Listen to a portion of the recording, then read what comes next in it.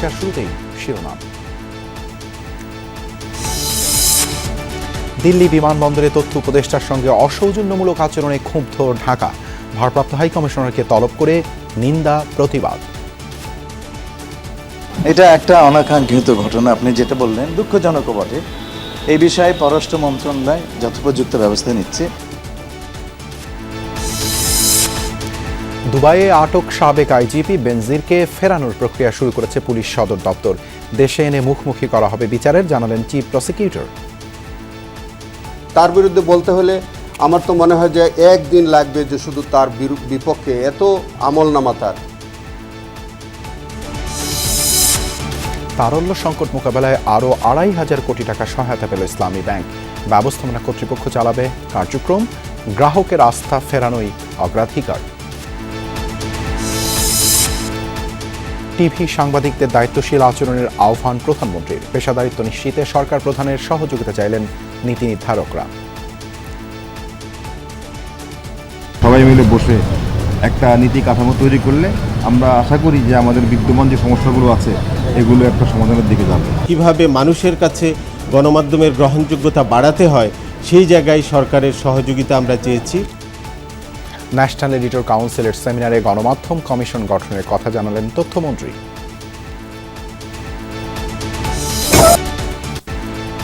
রাজধানীর সড়কে শৃঙ্খলা ফেরাতে ৩ বাস টার্মিনাল সরানোর নির্দেশ প্রধানমন্ত্রী। বিআরটি প্রকল্পের করণীয় নির্ধারণে করে দিলেন বিশেষজ্ঞ কমিটি।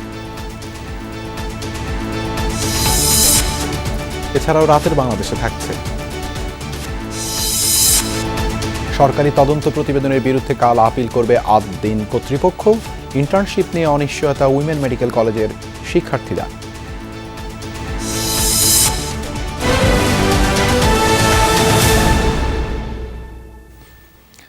শিরোনাম দেখছিলেন, আপনাদের সঙ্গে আছি দেবাশিস রঞ্জন সরকার। প্রধানমন্ত্রীর উপদেষ্টা ডাক্তার জাহিদুর রহমানকে দিল্লিতে হেনস্থায় ঘটনায় ক্ষুব্ধ বাংলাদেশ। দুপুরে দেশটির ভারপ্রাপ্ত হাই কমিশনারকে তলব করে তীব্র নিন্দা ও প্রতিবাদের পাশাপাশি ঘটনার ব্যাখ্যা জানতে চেয়েছে পররাষ্ট্র মন্ত্রণালয়। এই ধরনের ঘটনাকে কেবল দুঃখজনকই নয়, অনাকাঙ্ক্ষিত আখ্যা দিয়েছেন পররাষ্ট্রমন্ত্রী।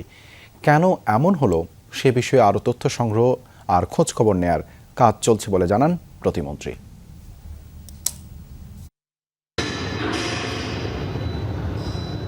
ঘটনা রোববার সন্ধ্যা নাগাদ এয়ার ইন্ডিয়ার ফ্লাইটে ইন্ডিয়ান ওশেন রিমস সম্মেলনে যোগ দিতে দিল্লি বিমানবন্দরে পৌঁছান প্রধানমন্ত্রীর উপদেষ্টা ডাক্তার জাহিদুর রহমান। সে সময় প্রতিমন্ত্রী পদমর্যাদার ডাক্তার জাহেদকে দীর্ঘক্ষণ বসিয়ে রাখে বিমানবন্দর ইমিগ্রেশন। এমনকি দিল্লির বাংলাদেশ মিশন ভারত সরকারের উচ্চ পর্যায়ে যোগাযোগের পরও সুরাহা হয়নি বিষয়টি। পরে মধ্যরাতে কলম্বো হয়ে ঢাকার উদ্দেশ্যে রওনা দেন উপদেষ্টা। সকাল 11:30টার দিকে দেশে পৌঁছান তিনি। বিষয়টি নিয়ে ক্ষুব্ধ সরকার দুপুরেই তলব করে ভারতের ভারপ্রাপ্ত হাইকমিশনার পবন বাধেকে। এ ঘটনায় ঢাকা যে চরম ক্ষুব্ধ তা তাকে আনুষ্ঠানিকভাবে জানান দক্ষিণ এশিয়া উইংয়ের মহাপরিচালক ইশরাত জাহান। আর এ ধরনের ঘটনা যে ঢাকা ভালোভাবে নেয়নি তা স্পষ্ট করেন পররাষ্ট্রমন্ত্রী। প্রধানমন্ত্রীর উপদেষ্টা ডাক্তার জাহিদুর রহমানের সঙ্গে একটা অনাকাঙ্ক্ষিত ঘটনা ঘটেছে দিল্লি এয়ারপোর্টে, সেই বিষয়ে সরকারের বা পররাষ্ট্রমন্ত্রীর অবস্থানটা আমরা জানতে চাই শুধু। এটা একটা অনাকাঙ্ক্ষিত ঘটনা, আপনি যেটা বললেন দুঃখজনকও বটে। এই বিষয়ে পররাষ্ট্র মন্ত্রণালয় যথোপযুক্ত ব্যবস্থা নিচ্ছে। বিষয়টি নিয়ে আরও খোঁজ খবর নেওয়া হচ্ছে বলেও জানান প্রতিমন্ত্রী। ঘটনাটি অবশ্যই it's not welcoming. We don't expect this kind of events to happen. ভারতের ইমিগ্রেশনে কি হয়েছে সেটা আমাদের ডিজি আগে জানুক, সব ইনফরমেশন নেই, তারপরে আমাদের যে পদক্ষেপ নেওয়া সেটা মন্ত্রণালয় থেকে নেওয়া হবে। এই ঘটনা সীমান্তে পুশিন সহ নানা ইস্যুতে টানাপোড়েনে থাকা ঢাকা দিল্লি সম্পর্কে জটিলতা আরও বাড়ালো কিনা সে আলোচনা চলছে কূটনীতির অন্তর্মহলে। মাহফুজ মিশু, যমুনা নিউজ, ঢাকা। দুবাইয়ে আটক সাবেক আইজিপি বেনজির আহমেদকে ফেরাতে গ্রেপ্তারের তারিখ থেকে ৩০ দিনের মধ্যে কূটনৈতিক চ্যানেলে আনুষ্ঠানিক প্রত্যর্পণের অনুরোধ পাঠাতে হবে। পুলিশ সদর দপ্তর থেকে জানানো হয়েছে, এরই মধ্যে বেনজির আহমেদকে ফেরাতে নথিপত্র তৈরির কাজ শুরু হয়েছে। সাবেক আরেক আইজিপির মতে একমাত্র কূটনৈতিক চ্যানেলেই বেনজিরকে দেশে ফেরানো সম্ভব। একসময়ের অতি ক্ষমতাধর পুলিশ কর্মকর্তা বেনজির আহমেদ, ডিএমপি কমিশনার, র্যাবের মহাপরিচালক ও সবশেষ পুলিশের শীর্ষ পদ আইজিপি ছিলেন। দুর্নীতির বিস্তর অভিযোগ নিয়ে গোপনে দেশ ছাড়েন বেনজির। ইন্টারপোলের রেড নোটিশের ভিত্তিতে 12 জুন দুবাই পুলিশ গ্রেফতার করে তাকে। পুলিশ সদর দপ্তর বলছে, বেনজিরকে ফেরাতে আদালতের গ্রেফতারি পরোয়ানা, মামলার এজাহার, অভিযোগপত্র বা তদন্তের সার সংক্ষেপ সহ অপরাধের বিবরণ পাঠাতে হবে। প্রত্যর্পণ অনুরোধ পাওয়ার পর আমিরাতের আদালত এসব নথিপত্র যাচাই করবে। গ্রহণযোগ্য হলে সাবেক এই আইজিপিকে বাংলাদেশে পাঠানোর সিদ্ধান্ত নেবে আরব আমিরাত।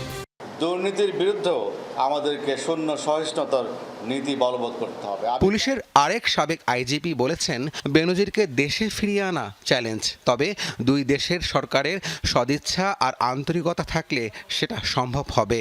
বাংলাদেশের সরকার এবং যেখানে আছে সে ইউএই সরকারের যদি সদিচ্ছা থাকে, আগামী 1 ঘন্টার মধ্যে তাকে আনা যায়।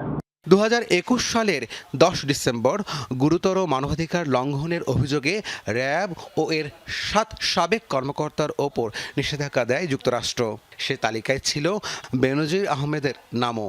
মানবাধিকার কর্মীরা বলছেন, ক্ষমতার সর্বোচ্চ অপব্যবহারের নজির এই বেনজির। শুধুমাত্র যে তার বিরুদ্ধে দুর্নীতির অভিযোগ তা না, তার বিরুদ্ধে মানুষকে গুম করা, মানুষকে টর্চার করা অভিযোগ আছে। অর্থাৎ সুপ্রিয়র রেসপন্সিবিলিটির জায়গা থেকে সে দায় এড়াতে পারবে না। ফলে আমার বিশ্বাস যে একটা প্রক্রিয়ার মধ্য দিয়ে তাকে অচিরেই বাংলাদেশে ফেরত আনা সম্ভব।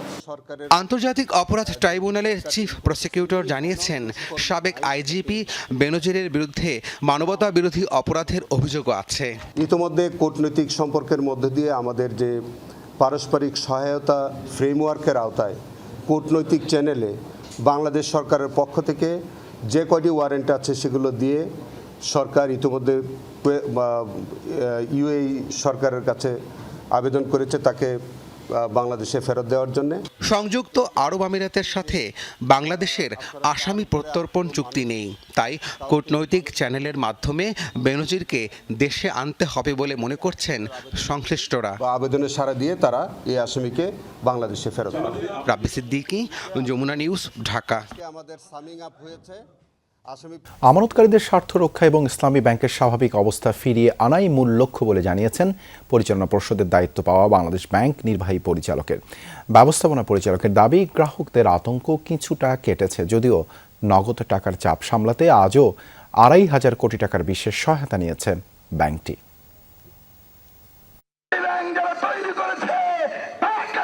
চেয়ারম্যান খুরশিদ আলমের নিয়োগকে কেন্দ্র করে অস্থিরতা শুরু হয় ইসলামী ব্যাংকে। নিয়োগ বাতিলের দাবিতে চলতি মাসের শুরু থেকেই মাঠে নামে সচেতন গ্রাহক ফোরামের ব্যানারে আন্দোলনকারীরা। পালন করেন নানা কর্মসূচি। আতঙ্ক ছড়িয়ে পড়ে গ্রাহকদের মাঝেও। টাকা তোলার চাপ বাড়তে থাকায় তারল্য সংকটে পড়ে ব্যাংকটি। সংকট মেটাতে 2 দফায় 5,000 কোটি টাকা ধার দিয়েছে বাংলাদেশ ব্যাংক। এমন পরিস্থিতিতে রোববার রাতে ইসলামী ব্যাংকের বোর্ড ভেঙে দেয় নিয়ন্ত্রক সংস্থা। দায়িত্ব দেয়া হয় নির্বাহী পরিচালক মোহাম্মদ জহির হোসেনকে। জানান, গ্রাহকের আস্থা ফিরিয়ে আনাই তার মূল লক্ষ্য। এখানে আমানতকারীদের স্বার্থটা দেখাই আমাদের বড় দায়িত্ব। আমানতকারীদের যাতে আস্থা ফিরে আসে এবং ব্যাংকের যে স্বাভাবিক সেবা সেটা নিশ্চিত করার জন্যই কিন্তু আসলে আমরা আমাদের যে আয়োজন। ব্যাংক পরিচালনায় কোনো অনিয়ম হলে তদন্ত হবে। অল্প সময়ের মধ্যে নিরপেক্ষ ব্যক্তিদের সমন্বয়ে ইসলামী ব্যাংকের বোর্ড গঠন করা হবে বলেও জানান দায়িত্বপ্রাপ্ত এই কর্মকর্তা। আমাকে এখানে দেওয়া হয়েছে যাতে কোনো আপনার ব্রেক না পড়ে। একটা সুন্দর বোর্ড পাবেন, নিরপেক্ষ বোর্ড পাবেন, যেটা থাকবে সকল সমালোচনার ঊর্ধ্বে। 5 সদস্য বিশিষ্ট একটা বোর্ড গঠন করা হবে। তাই এখন এটাই তো একটু যাচাই বাছাইয়ের দরকার আছে। ভারপ্রাপ্ত ব্যবস্থাপনা পরিচালকের দাবি, বাংলাদেশ ব্যাংকের উদ্যোগের পর কমেছে গ্রাহকের আতঙ্ক। নগদ টাকা তোলার চাপ কিছুটা কমেছে বলেও জানান তিনি। বোর্ডের পরিবর্তন সবকিছু মিলে গ্রাহকরা যারা ডিপোজিট যাদের আছে তারা তো বহাল থাকবেই। আমরা আশা করি যারা টাকা উঠাই নিয়ে গেছে আমাদের কাছে আবার তাদের আমানতটা ফেরত নিয়ে আসবে। আজকের অভিজ্ঞতা আমরা দেখছি যে অনেকে এসে লাইন দিয়েছে টাকা উঠানোর জন্য। যখনই শুনছে যে চেয়ারম্যান বাতিল হয়ে গেছে, অনেকেই আবার কিন্তু ফেরত চলে গেছে। এদিকে খুরশিদ আলমের নিয়োগ বাতিল হওয়ায় সন্তুষ্টি জানিয়েছে আন্দোলনকারীরা। দাবি তুলেছেন দ্রুত সময়ের মধ্যে নতুন বোর্ড গঠনের।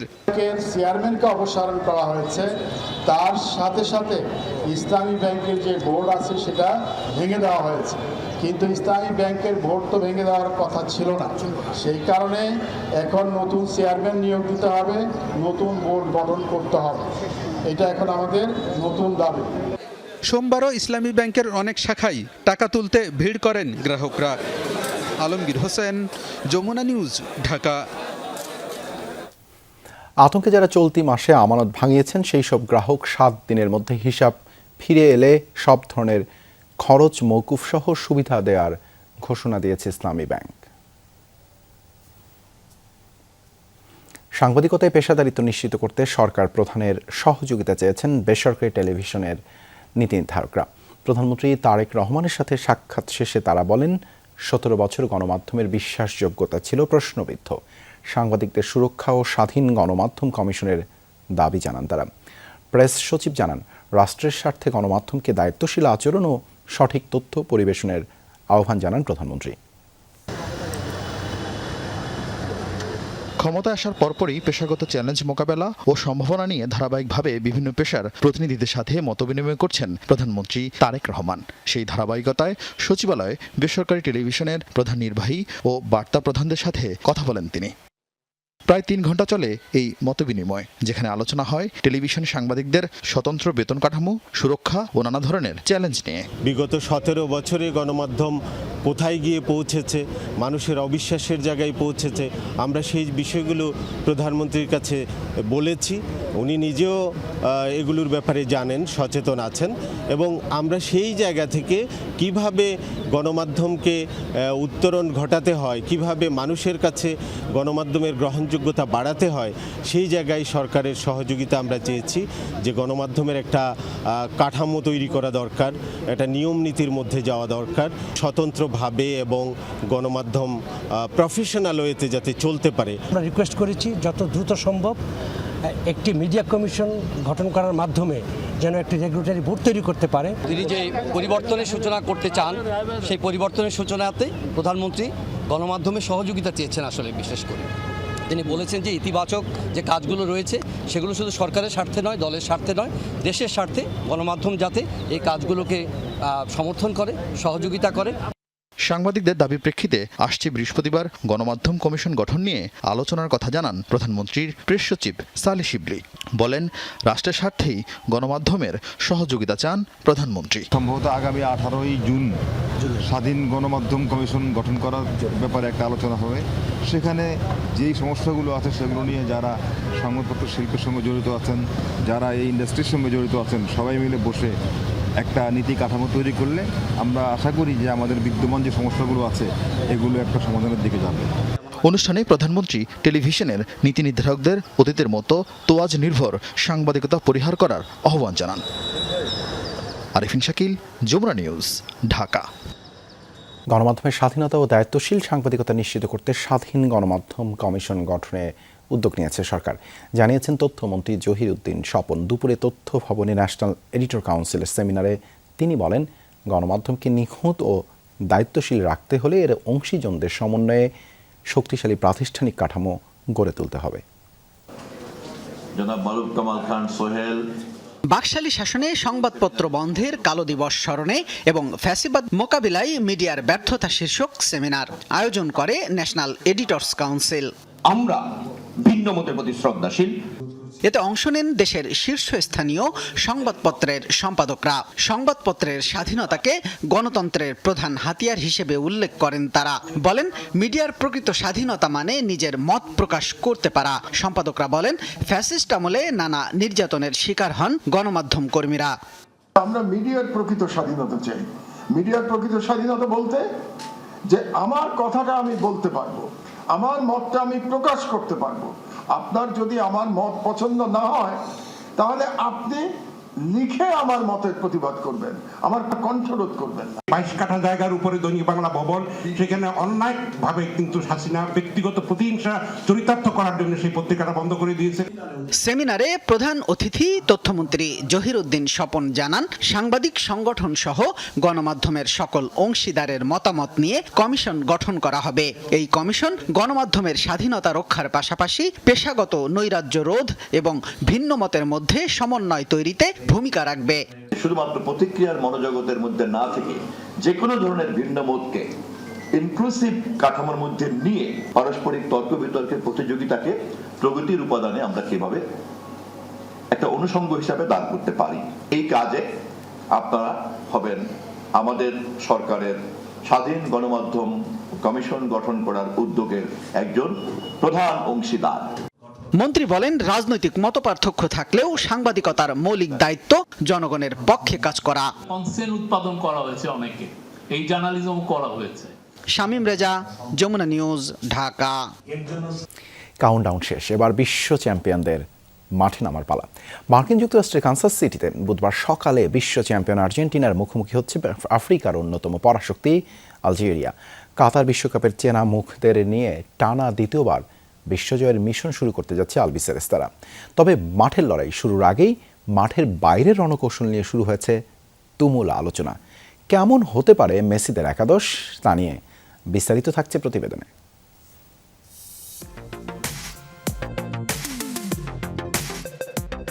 বিশ্বকাপে নিজেদের প্রথম ম্যাচে মাঠে নামতে বিশ্ব চ্যাম্পিয়নদের আর মাত্র বাকি কয়েক ঘন্টা। বুধবার সকালে আলজেরিয়ার বিপক্ষে মাঠে নামার আগে এটাই লিওনেল মেসিদের অনুশীলনের লেটেস্ট পিকচার। প্রথম ম্যাচে চোটের কারণে নিকোলাস তাগলিওফিকোকে ছাড়াই মাঠে নামতে হচ্ছে লিওনেল স্ক্যালোনিকে। দিয়াগো মনরেইগোর তথ্য মতে স্ক্যালোনির মাথায় দুটি ফরমেশন রয়েছে। প্রথমটি হলো 4 ডিফেন্ডারের রক্ষণ ভাগ, যেখানে থাকবেন ফাকুন্দো মেদিনা, নিকোলাস ওতামেন্দি এবং মিডফিল্ডে থাকবেন এনজো ফার্নান্দেস, ম্যাক অ্যালিস্টার ও রদ্রিগো দি পল। দ্বিতীয় ফরমেশনটি হলো 3 ডিফেন্ডারের রক্ষণ ভাগ, যেখানে থাকবেন লিসান্দ্রো মার্টিনেজ, নিকোলাস ওতামেন্দি ও ক্রিস্টিয়ান রোমেরো। মিডফিল্ডে থাকবেন Nicolas Gonzalez, Enzo Fernandez, Mac Allister, Rodrigo de Paul, Giuliano Simeone. তবে স্বস্তির খবর, আঙ্গুলের ফ্র্যাকচার কাটিয়ে পুরোপুরি ফিট গোলরক্ষক এমিলিয়ানো মার্তিনেজ। তাগলিয়াফিকোকে ছাড়া স্কালোনি যদি তার চীনা 4-4-2 ফরমেশনে খেলেন, তবে শুরুর একাদশে দেখা যাবে কাতার বিশ্বকাপের প্রায় সব চীনা মুখকে। এদিকে প্রতিপক্ষ আলজেরিয়া কিন্তু ছেড়ে কথা বলার পাত্র নয়। টানা 4 ম্যাচ অপরাজিত থাকা আফ্রিকান এই দলটির ডাগআউটে আছেন সফল কোচ ভ্লাদিমির পেটকোভিচ, যার অধীনে র্যাঙ্কিংয়ে 28 নম্বরে উঠে এসেছে তারা। আর আলজেরিয়ার মূল অস্ত্র 20 বছর বয়সী উদীয়মান তারকা ইব্রাহিম মাজাজাকে, যাকে ডাকা হয় মাজাদোনা নামে। খোদ মেসিকে হারানোর প্রকাশ্য হুঙ্কার দিয়ে রেখেছেন এই তরুণ তুর্কি। আর্জেন্টিনার সামনে এবার এক অদ্ভুত মনস্তাত্ত্বিক বাধা। ফিফা র্যাঙ্কিংয়ে শীর্ষে থাকা কোনো দল আজ পর্যন্ত বিশ্বকাপ জিততে পারেনি।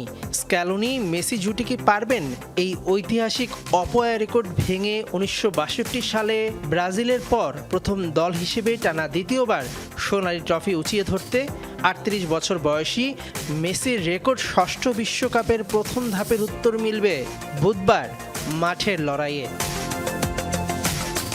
মেহেদি নাইম, যমুনা স্পোর্টস। উৎসবের নগরীতে পরিণত হচ্ছে যুক্তরাষ্ট্রের কানসাস সিটি। আর্জেন্টিনার বেস ক্যাম্পকে ঘিরে পুরো শহরটাই হঠাৎ আবির্ভূত হলো নীল সাদা সমুদ্রে। আলজেরিয়ার বিপক্ষে আর্জেন্টিনার মাঠে নামার আগে ভক্তরা আয়োজন করেছে এক বিশাল র্যালির, যেখানে ফুটে উঠেছে আলবিসেলেস্তাদের ঐতিহ্য। এদিকে বিশ্বকাপে নিজেদের প্রথম ম্যাচকে সামনে রেখে শেষ সময়ের প্রস্তুতি সেরে নিয়েছে লিওনেল মেসির দল।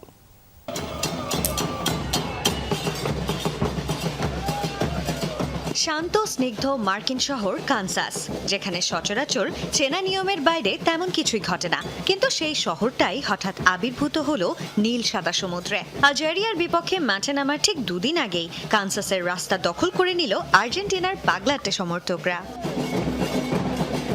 টানা টানা দ্বিতীয়বারের মতো বিশ্বজয়ের স্বপ্ন বুকে নিয়ে হাজির হাজারো ভক্ত। বিয়ার ব্র্যান্ডের আয়োজনে রেস্তোরাঁ পাড়ায় জমল যেন এক টুকরো বুয়েন্স আইরেস। মার্কিন মুলুকে থাকা আর্জেন্টাইন তো বটেই, দেশ থেকে উড়ে আসা হাজারো ভক্তের সাথে গলা মেলালেন মেসি ম্যারাডোনার প্রেমে পড়া ভিনদেশি ফুটবল প্রেমীরাও। তবে এই আনন্দের মাঝেই ছুঁয়ে গেল এক অদ্ভুত আবেগ। 2024 সালের ফেব্রুয়ারিতে ফুটবল দুনিয়াকে কাঁদিয়ে বিদায় নিয়েছেন ফিফার সেরা সমর্থক পুরস্কার জয়ী কার্লোস পাসকুয়াল তুলা। কিন্তু কানসাসের রাস্তায় আজও বেজে উঠল তার সেই চিরচেনা ড্রাম। মঙ্গলবার রাত 10টা, প্রতিপক্ষ আলজেরিয়া। কিন্তু ম্যাচ শুরুর আগেই যেন জয় হয়ে গেছে গ্যালারির। 76,000 ধারণ ক্ষমতার কানসাস সিটি স্টেডিয়ামে নামতে চলেছে হাজার হাজার আর্জেন্টাইনের ঢল। এদিকে এই ম্যাচকে সামনে রেখে শেষবারের মতো নিজেদের ঝালিয়ে নিয়েছে আর্জেন্টিনা। ইনডোরের অনুশীলনে স্ট্রেচিং ও প্র্যাকটিস সেরেছেন মেসি মার্টিনেজরা। কিন্তু এ সময় ইনজুরিতে পড়েছেন নিকোলাস টেগলিয়াফিকো। ধারণা করা হচ্ছে বিশ্বকাপের প্রথম ম্যাচটাই মিস করতে যাচ্ছেন তিনি। তার বদলি হিসেবে দলে ডাকা হয়েছে ফাকিন্দো মেন্ডিসকে। মাঠের লড়াইয়ে মেসিরা কি করবেন তা সময়ই বলবে, কিন্তু মাঠের বাইরে বিশ্বসেরা এই সমর্থকরা কিন্তু কানসাসকে কাঁপিয়ে দিয়ে জানিয়ে দিল সোনালী ট্রফি ধরে রাখতেই এসেছে চ্যাম্পিয়নরা। সঞ্জনা আইভি, যমুনা স্পোর্টস। রাজধানীর সড়ক শৃঙ্খলা ফেরাতে ও যানজট নিরসনে মহাখালী, সায়দাবাদ ও গুলিস্তান থেকে বাস টার্মিনাল সরানোর নির্দেশ দিয়েছেন প্রধানমন্ত্রী। এছাড়া গাজীপুরের বিআরটি প্রকল্প নিয়ে করণীয় ঠিক করতে 3 সদস্যের বিশেষজ্ঞ কমিটি করে দিয়েছেন সরকার প্রধান। প্রধানমন্ত্রীর সাথে বৈঠক শেষে ঢাকার 2 নগর প্রশাসক জানান, উচ্ছেদ নয়, হকারদের পুনর্বাসন করে শৃঙ্খলা ফেরাবে সরকার।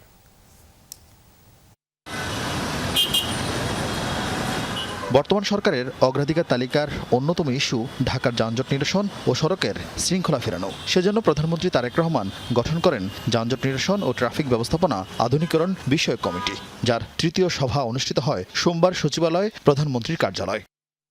সভা শেষে যোগাযোগ ও পরিবহন বিশেষজ্ঞ অধ্যাপক ডক্টর মোহাম্মদ হাদিউজ্জামান জানান, যানজট নিরসনে কার্যকর ব্যবস্থা নেয়ার সিদ্ধান্ত নিয়েছে সরকার। রাজধানী থেকে সরিয়ে ফেলা হবে যানজট তৈরির অন্যতম অনুষঙ্গ বাস টার্মিনাল। আজকের মিটিংয়ের প্রধান এজেন্ডাই ছিল যানজট নিরসন, এবং আপনি জানেন যে অলরেডি আমরা কিন্তু স্বল্পমেয়াদী, মধ্যমেয়াদী এবং দীর্ঘমেয়াদী পরিকল্পনা নিয়ে হাঁটছি। মহাখালী যে আমাদের টার্মিনালটা দেখছি, এটা অস্থায়ীভাবে আমাদের পূর্বাঞ্চলে একটা জায়গা নির্ধারণ করা হয়েছে। সেখানে বাসগুলো ডেপো হিসেবে থাকবে, তারা স্টপ হওয়ার টাইমে ওখানে বসে থাকবে। যখন যাত্রী নেওয়ার প্রয়োজন হবে তখন শুধু তারা টার্মিনালে আসবে। একই সাথে আমাদের সায়দাবাদ বাস টার্মিনাল এবং আমাদের ফুলবাড়িয়া বাস টার্মিনাল, সেটা নিয়েও কথা হয়েছে। বিকল্প 2টা জায়গা দেখা হয়েছে, অস্থায়ীভাবে আপাতত সেখানে তারা স্টপ হওয়ার করবে। দীর্ঘদিন ধরে এয়ারপোর্ট থেকে গাজীপুরমুখী বিআরটি প্রকল্প নিয়ে ভোগান্তি পোহাচ্ছে সাধারণ মানুষ। বিপুল বিনিয়োগের এই প্রকল্প বাতিল করার দাবি জানায় বিভিন্ন সংস্থা। তবে প্রধানমন্ত্রী চান জনগণের জন্য এই প্রকল্প থেকে বিকল্প সুফল নিশ্চিত করতে। এই প্রজেক্টটিকে যদি আমরা অ্যাবান্ডেন্ট ঘোষণা করি, তাহলে এটা আসলে একটা ব্যাড এক্সাম্পল হিসাবে কিন্তু থেকে যাবে। তো সেই হিসাবে এটাকে কিভাবে একটা ইমপ্রুভ পাবলিক ট্রান্সপোর্ট করিডোর হিসেবে ব্যবহার করা যায়, এবং যে বিনিয়োগটা হয়ে গেছে এটা সর্বোচ্চ ব্যবহার কীভাবে করা যায়, এটার জন্য মাননীয় প্রধানমন্ত্রী 3 জন বিশেষজ্ঞকে ডেকেছেন যারা গণপরিবহন নিয়ে কাজ করে। উনি শুনেছেন, এবং আমার ধারণা এটা পরবর্তীতে ক্যাবিনেট মিনিস্ট্রিতে এটাতে আরও ব্যাপকভাবে আলোচনা হবে। বৈঠকে ঢাকার যানজট নিরসন ও হকার পুনর্বাসন নিয়ে প্রস্তাব দেন নগরের 2 প্রশাসক। কাউকে উচ্ছেদও আমরা করলাম না, আবার পুরোপুরি একের বিশৃঙ্খল অবস্থাও ছেড়ে দিলাম না। এগুলোকে আলাপ আলোচনার মাধ্যমে কত দ্রুত একটা শৃঙ্খলার মধ্যে নিয়ে আসা যায়। এছাড়াও ঢাকা রাস্তায় এআই ক্যামেরা কতগুলো বসানো হয়েছে, বাকিগুলো কবে নাগাদ বসানো হবে সে বিষয়ে প্রধানমন্ত্রী জানতে চেয়েছেন। আরেফিন শাকিল, যমুনা নিউজ, ঢাকা। বর্তমান সরকার দেশকে আবারও ভারতের কাছে বিক্রি করতে বসেছে বলে মন্তব্য করেছেন জামায়াতে ইসলামীর সেক্রেটারি জেনারেল মিয়া গোলাম পরোয়ার। বিকেলে সীমান্তে হত্যা, পুশিন চেষ্টা ও নির্যাতনের প্রতিবাদে 11 দলীয় জোটের বিক্ষোভ মিছিল ও সমাবেশে তিনি এমন মন্তব্য করেন। গোলাম পরোয়ার বলেন, বাংলাদেশ ভারতের অখণ্ডতার প্রতি সম্মান দেখায়, কিন্তু ভারত তা দেখায় না। ভারতের সাথে সীমান্ত, পানি বন্টন চুক্তি সহ সব ক্ষেত্রেই ন্যায্যতা চায় বাংলাদেশ। এ সময় এনসিপির মুখ্য সমন্বয়ক নাসিরউদ্দিন পাটোয়ারি বলেছেন, সীমান্তে হত্যা, পুশিন বন্ধ করতে না পারলে স্বরাষ্ট্র ও পররাষ্ট্রমন্ত্রীর পদত্যাগ করা উচিত। কর্মসূচিতে বক্তারা সীমান্ত হত্যার প্রতিবাদ, সংসদের নারী সদস্যদের হিজাব নিয়ে কটাক্ষ করা সহ প্রধানমন্ত্রীর উপদেষ্টা ডক্টর জাহেদ উর রহমানের ভারতের বিমানবন্দরে হেনস্থা হওয়ার ঘটনার নিন্দা জানান। পরে একটি বিক্ষোভ মিছিল বের করা হয়।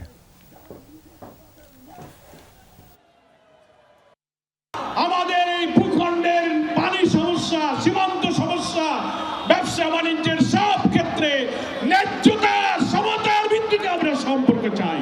যদি পররাষ্ট্রমন্ত্রী স্বরাষ্ট্রমন্ত্রী পুশিন বন্ধ করতে না পারে, সীমান্ত হত্যা বন্ধ করতে না পারে, নাগরিকদের নিরাপত্তা না দিতে পারে, তাহলে নাকে খত দিয়ে তাদের পদত্যাগ করা উচিত। সরকারি তদন্ত প্রতিবেদনের বিরুদ্ধে কাল আপিল করবে আদ্দিন হাসপাতাল কর্তৃপক্ষ। শিশু মৃত্যুর ঘটনায় কার্বন ডাই অক্সাইড বৃদ্ধির অভিযোগ নাকচ করে ভেন্টিলেশন ব্যবস্থা উন্নয়নে কাজ শুরুর দাবি তাদের। বিকেলে রাজধানীর মগবাজারে আদ্দিন হাসপাতালের সম্মেলন কক্ষে আয়োজিত সংবাদ সম্মেলনে এসব তথ্য জানান হাসপাতালটির নির্বাহী পরিচালক ডাক্তার শেখ মহিউদ্দিন। 6 নবজাতক মৃত্যুর প্রায় 2 সপ্তাহ পর এই প্রথম সামনে আসলেন তিনি। বলেন, শিশু ওয়ার্ডে কার্বন ডাই অক্সাইডের মাত্রা বেড়ে মৃত্যুর যে অভিযোগ উঠেছে তার কোনো বৈজ্ঞানিক ভিত্তি নেই। তবে ভেন্টিলেশন ব্যবস্থায় কোনো ত্রুটি আছে কিনা তা খতিয়ে দেখতে এবং প্রয়োজনীয় সংস্কারে বুয়েটের বিশেষজ্ঞদের নিয়োগ দেওয়া হয়েছে। একই সঙ্গে হাসপাতালের লাইসেন্স ফিরে পেতে অর্থ নিয়ে তদবিরের অভিযোগও প্রত্যাখ্যান করেন তিনি। কয়েকজন ইঞ্জিনিয়ার যারা এগুলো নিয়ে এক্সপার্ট,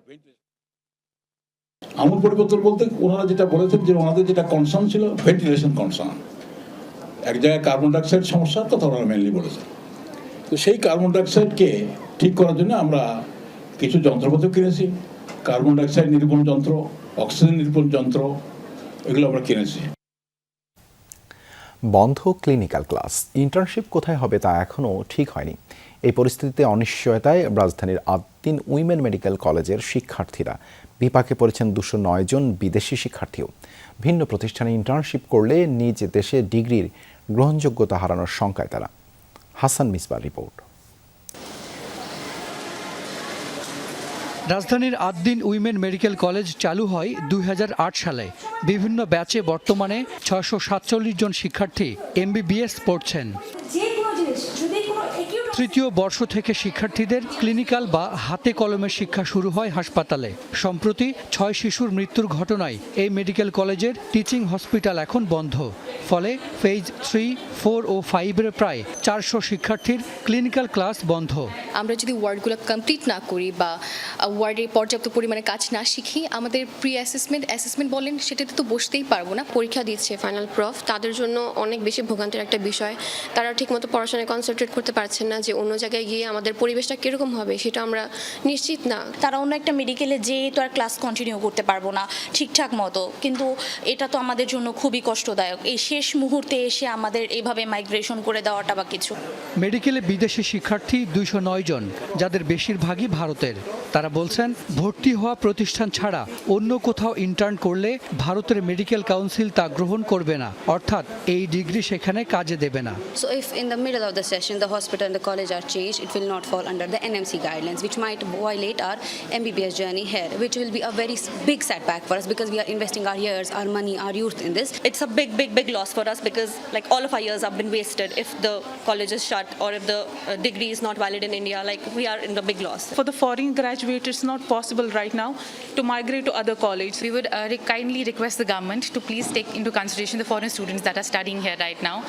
শিক্ষার্থীদের বিষয়ে পরিকল্পনা কি তা জানতে চেয়ে আদ্দিন কলেজকে চিঠি দিয়েছে স্বাস্থ্য শিক্ষা অধিদপ্তর। স্বাস্থ্যমন্ত্রী বলছেন, নিজ দায়িত্বে শিক্ষার্থীদের ক্লিনিক্যাল ক্লাসের ব্যবস্থা করতে হবে আদ্দিন মেডিকেল কর্তৃপক্ষকে। তাদের তো আরও হাসপাতাল আছে, ওইখানে নিবে থিং তারা কোথায় দেবে, তারা কন্ট্যাক্ট করতে পারে, আরও হাসপাতাল আছে অনেক তাদের আশেপাশে করবে। বাট আমরা for inhuman services to the human beings, হ্যাঁ, we have become hard discipline. মানুষের স্বাস্থ্য সেবাকে আমাদের সরকার আমরা নিশ্চিত করতে চাই। অবহেলায় 6 শিশুর মৃত্যুর অভিযোগে 11 জুন আদ্দিন উইমেন মেডিকেল কলেজের হাসপাতাল ইউনিট বন্ধ করে দেয় স্বাস্থ্য বিভাগ। হাসান মিসবা, যমুনা নিউজ, ঢাকা। ময়মনসিংহের ধোবাউড়ায় নিখোঁজ হওয়ার কয়েক ঘন্টা পর কংস নদী থেকে নিশামণি নামে এক শিশুর মরদেহ উদ্ধার করা হয়েছে। শিশুটির শরীরে আঘাতের চিহ্ন ও রক্তক্ষরণের আলামত দেখে ধর্ষণের পর হত্যার অভিযোগ তুলেছেন স্বজনরা। স্থানীয়রা জানায়, বিকেলে উপজেলার টাঙ্গানহাটি গ্রামে বাড়ির পাশ থেকে নিখোঁজ হয় 5 বছরের শিশু নিশামণি। অনেক খোঁজাখুঁজি করেও তার কোনো সন্ধান পাননি স্বজনরা। সন্ধ্যে 7:30টার দিকে কংস নদীতে তার মরদেহ ভেসে ওঠে। এ সময় শিশুটির শরীরের বিভিন্ন স্থানে আঘাতের চিহ্ন দেখতে পান তারা। পরে বিষয়টি পুলিশকে জানানো হয়। মৃত্যুর প্রকৃত কারণ জানতে মরদেহ ময়নাতদন্ত করা হচ্ছে।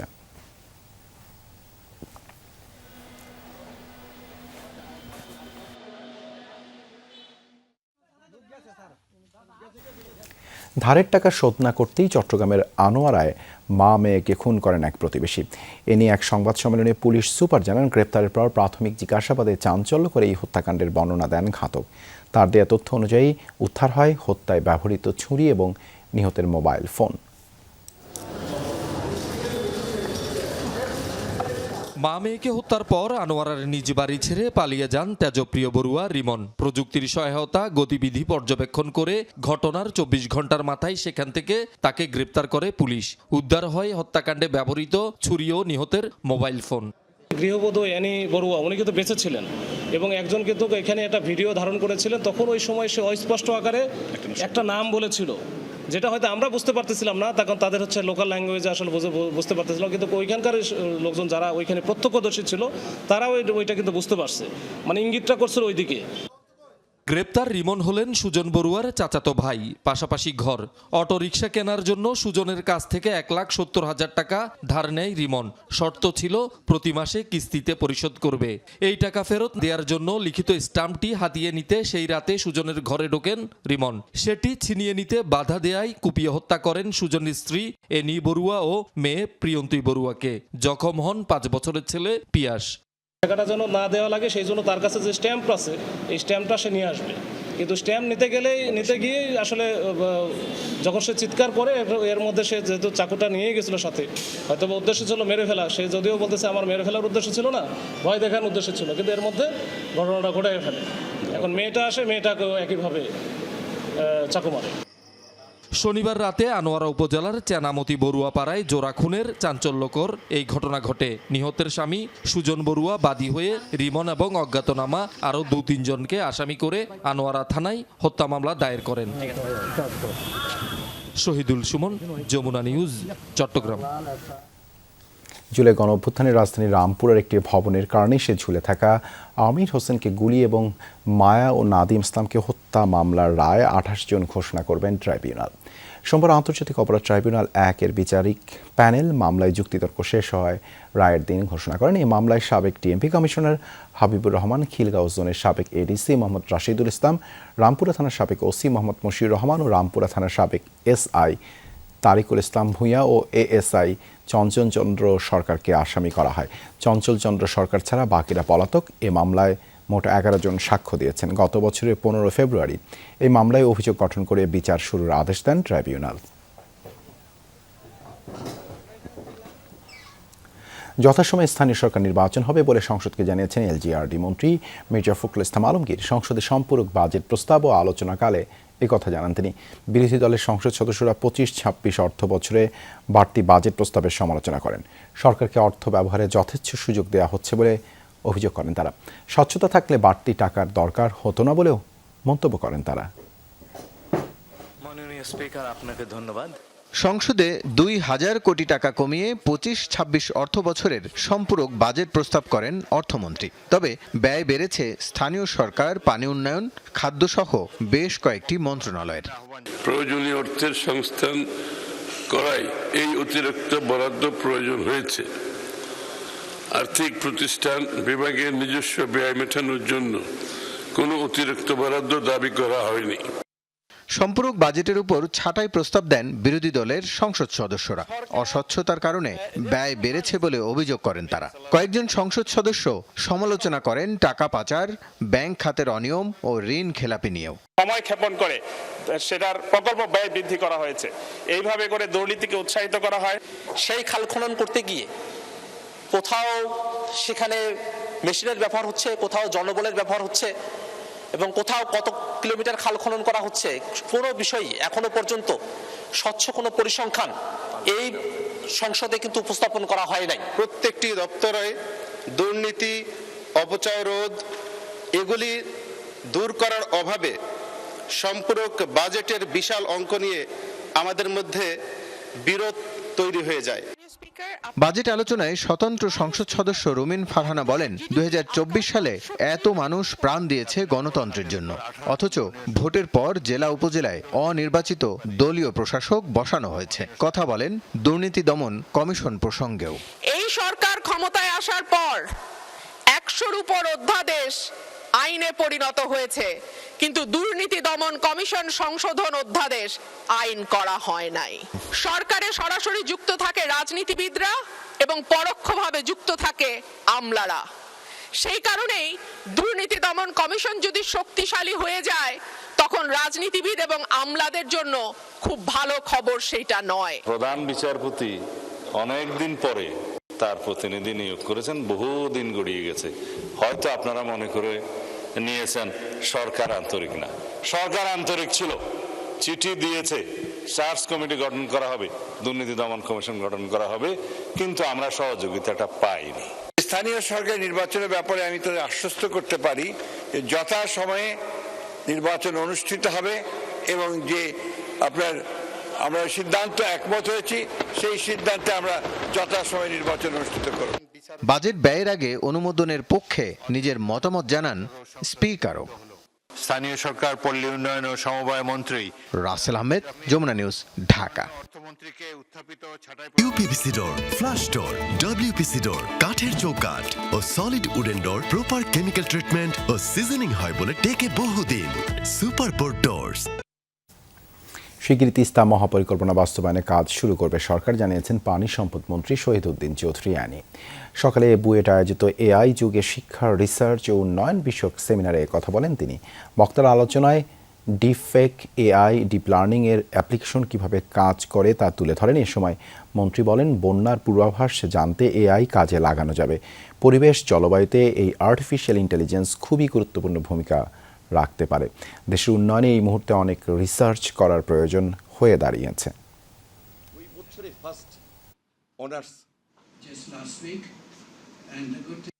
খুব শীঘ্রই তিস্তা মহাপরিকল্পনা নাম হোক অথবা অন্য যে কোনো নামই হোক, আমাদের টেকনিক্যাল ডিপার্টমেন্ট, টেকনিক্যাল সাইট, তাদের পরামর্শ নিয়েই আমরা এই তিস্তা মহাপরিকল্পনা আমাদের নির্বাচনের আগে যে প্রতিশ্রুতি ছিল সেটা আমরা বাস্তবায়ন করব ইনশাল্লাহ।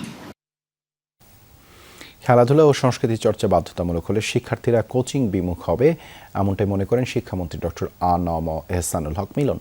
জানান, খেলাধুলা ও সংস্কৃতিতেও বিশ্ব নেতৃত্ব তৈরির জন্য নতুন করে কাজ শুরু করছে সরকার। সোমবার রাজধানীর সরকারি শারীরিক শিক্ষা কলেজ খেলার মাঠে প্রাথমিক শিক্ষা পদক প্রতিযোগিতা 2026-এর উদ্বোধন অনুষ্ঠানে এসব কথা বলেন শিক্ষামন্ত্রী। জানান, আগামীর বাংলাদেশকে ঢেলে সাজাতে সবচেয়ে গুরুত্ব দেওয়া হচ্ছে শিক্ষাকে, তাই মাধ্যমিকে কারিগরি শিক্ষাকে সবচেয়ে বেশি গুরুত্ব দেওয়া হচ্ছে। অবশেষে যুদ্ধ বন্ধে সমঝোতায় পৌঁছেছে যুক্তরাষ্ট্র ইরান। শুক্রবার সুইজারল্যান্ডে আনুষ্ঠানিক চুক্তি সই হবে দুদেশের মধ্যে। ওই দিনই খুলবে হরমুজ প্রণালী, প্রত্যাহার হবে মার্কিন নৌ অবরোধ, জানিয়েছেন মার্কিন প্রেসিডেন্ট ডোনাল্ড ট্রাম্প। সমঝোতা দলিলে কি কি রয়েছে প্রকাশ করেনি কোনো পক্ষই, তবে 14 দফা স্মারকের কথা জানিয়েছেন ইরানের রাষ্ট্রীয় গণমাধ্যম, যার মধ্যে রয়েছে ইরানের জব্দ সম্পদ মুক্তের মতো তেহরানের বহুল আলোচিত দাবিগুলো। প্রথম ধাপ কার্যকর হলে পরবর্তী 60 দিনের মধ্যে আলোচনা হবে চূড়ান্ত চুক্তির লক্ষ্যে। দীর্ঘদিনের শঙ্কা, অবিশ্বাস, অনাস্থা আর দর কষাকষির পর অবশেষে সমঝোতা। সংঘাত বন্ধে রাজি যুক্তরাষ্ট্র, ইরান। কি কি আছে প্রথম ধাপের চুক্তিতে আনুষ্ঠানিকভাবে নিশ্চিত করেনি কোনো পক্ষ, তবে সংশ্লিষ্টদের বিভিন্ন পোস্ট থেকে ইঙ্গিত মিলেছে খসড়া চুক্তির বিষয়ে। এক্স বার্তায় পাকিস্তানের প্রধানমন্ত্রী শেহবাজ শরীফ জানিয়েছেন, লেবানন সহ সব ফ্রন্টে বন্ধ হবে সামরিক অভিযান। ট্রুথ সোশ্যালে দেয়া পোস্টে মার্কিন প্রেসিডেন্ট ডোনাল্ড ট্রাম্প জানিয়েছেন, সমঝোতা হয়ে গেছে, খুলতে যাচ্ছে হরমুজ প্রণালী। পরে আরেক পোস্টে ট্রাম্প জানিয়েছেন, শুক্রবার চুক্তি স্বাক্ষরের সাথে সাথেই খুলবে প্রণালী, শুরু হবে তেল সরবরাহ। অঞ্চলটি ঘিরে মার্কিন নৌ অবরোধ তুলে নেওয়ার কথাও জানান তিনি। ইরানের রাষ্ট্রীয় বার্তা সংস্থা মেহের নিউজ জানিয়েছে, 14 দফা সমঝোতা স্মারকের কথা, যাতে বলা হয়েছে 30 দিনের মধ্যে নৌ অবরোধ প্রত্যাহার করবে যুক্তরাষ্ট্র। ইরানের আশপাশ থেকে অতিরিক্ত সামরিক উপস্থিতি কমবে। একই সঙ্গে হরমুজ প্রণালী পুনরায় চালুর পথ সুগম করা হবে। আরও বলা হয়েছে, পরবর্তী ধাপের 60 দিনের আলোচনাকালে ইরানের জব্দ থাকা সম্পদ মুক্ত করা হবে। ইরানের অভ্যন্তরীণ ইস্যুতে নাক গলাবে না, এমন অঙ্গীকার করেছে যুক্তরাষ্ট্র। ইরানের গণমাধ্যমের তথ্য অনুযায়ী খসড়ায় আরও বলা হয়েছে, ভবিষ্যৎ আলোচনায় সর্বোচ্চ গুরুত্ব পাবে ইরানের পারমাণবিক কর্মসূচি তথা সমৃদ্ধ ইউরেনিয়ামের ভবিষ্যৎ, নিষেধাজ্ঞা শিথিল এবং অর্থনৈতিক পুনর্গঠন ইস্যু। তবে তেহরানের ক্ষেপণাস্ত্র কর্মসূচি ও আঞ্চলিক মিত্র গোষ্ঠীগুলোর বিষয়ে উল্লেখ নেই এজেন্ডায়। যদিও এসব তথ্য যাচাই করা সম্ভব হয়নি, তবে তেহরান সাফ জানিয়ে দিয়েছে কেবল শর্তভঙ্গ না হলেই চূড়ান্ত চুক্তির জন্য পরবর্তী ধাপের আলোচনায় অংশ নেবে তারা। Dorothy Tasrin, Jamuna news. শান্তি ও নিরাপত্তা বয়ে আনবে যুক্তরাষ্ট্র ও ইরান চুক্তি, বললেন ট্রাম্প। তার দাবি, এর আগে কেউ ইরানের সাথে শান্তি প্রতিষ্ঠায় সফল হয়নি। সাবেক অনেক প্রেসিডেন্ট শান্তি প্রতিষ্ঠার চেষ্টা করেছিলেন, কিন্তু তারা সকলেই ব্যর্থ হয়েছেন। আরও একবার নিজের ঢাক নিজেই পেটালেন ট্রাম্প। বললেন, এই অঞ্চলের মানুষরা সৌভাগ্যবান, কারণ তারা প্রথমবারের মতো এমন একজন প্রেসিডেন্ট পেয়েছেন যিনি প্রকৃত অর্থেই শান্তিকামী। চুক্তির পর খুলে দেওয়া হবে হরমুজ প্রণালী, মাইন অপসারণ করে পুনরায় সচল করা হবে গুরুত্বপূর্ণ এই জলপথটি। ফ্রান্সে আসন্ন G7 সম্মেলনকে আয়োজন ঘিরে ব্যাপক বিক্ষোভ সহিংসতা হয়েছে সুইজারল্যান্ডে। হামলা হয়েছে জাতিসংঘ কার্যালয়ের ভবনেও। G7 মুক্ত দেশগুলো পুঁজিবাদ ও একচেটিয়া ক্ষমতার প্রতীক আখ্যা দিয়ে আয়োজন করা হয় প্রতিবাদের। জেনেভার রাজপথে শান্তিপূর্ণ সমাবেশে যোগ দেয় হাজার হাজার মানুষ। মিছিল নিয়ে জাতিসংঘ ভবনের কাছাকাছি গেলে বাধা দেয় পুলিশ। শুরু হয় সংঘর্ষ। বিক্ষোভকারীদের ছত্রভঙ্গ করতে ছোড়া হয় টিয়ার গ্যাস, করা হয় লাঠিচার্জ। 1973 সালে বিশ্বব্যাপী জ্বালানি তেলের সংকট এবং অর্থনৈতিক সংকটের জেরে বৈঠকে বসে বিশ্বের শীর্ষ ধনী 7টি দেশ। সেই থেকেই G7 জোটের উৎপত্তি। সোমবার ফ্রান্সে হচ্ছে জোটের 52তম সম্মেলন। এই ছিল রাতের বাংলাদেশে এতক্ষণ সাথে থাকার জন্য ধন্যবাদ সবাইকে।